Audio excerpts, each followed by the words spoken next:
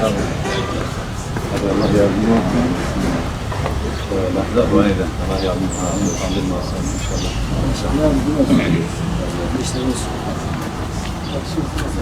Allah razı olsun. Meşguliyet. Çok şükür hocam. Sizin var mı meşguliyet? Buradayız hocam bizde. Buradasınız ha? Siz de buradasınız. Allah yardımcı olsun. Allah selamünaleyküm. Kolay gelsin. Demek ki selam verelim. İyi yaptınız hocam. Allah'a söyleyeceğiniz bir şey var. Teşekkür ederiz hocam. Dinleyebiliriz. Yani hocam bir şeyler ikram edelim, çay falan. Çay yeni içtik.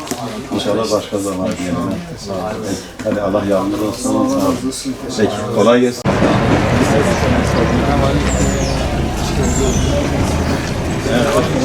Aram nasip dedik, selam verelim. Allah razı olsun. Allah yardımcı olsun inşallah. Ne yapıyorsun? Piyasa nasıl? İyidir de iyi olur.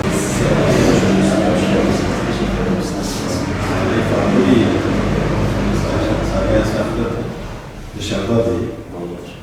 Biz selam verelim. Siz bakıyorsunuz yoksa? Arkadaş olarak. İyisiniz. Heyeti. Hoş geldiniz. Hoş bulduk. Allah razı olsun. Siz neredensiniz?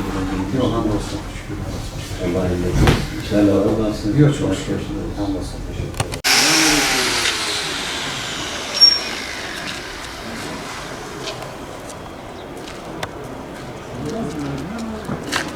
Bismillahirrahmanirrahim. Bingöl İl Teşkilatı olarak ziyaretlerimiz devam ediyor. Bugünkü ziyaretimiz de sanayi sitemizdi. Sanayi sitemizin esnaflarını ziyaret ettik.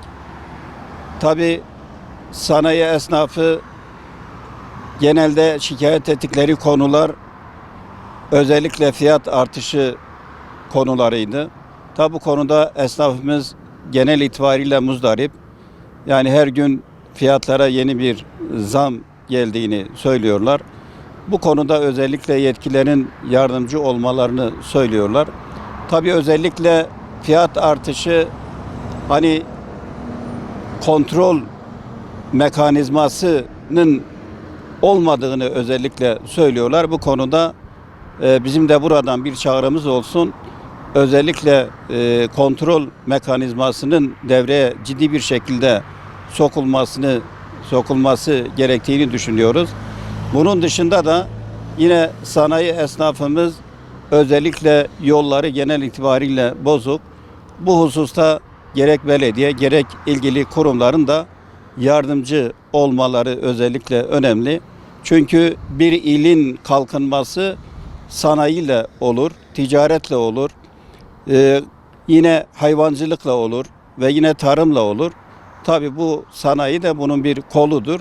Özellikle sanayi esnafımıza ciddi bir şekilde destek olunması, yardım olunması gerekir.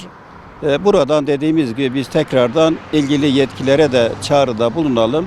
Her konuda sanayi esnafımızın ve diğer esnaflarımızın yanında olmalarını özellikle biz de burada deklare edelim, tekrarlayalım. Allah razı olsun.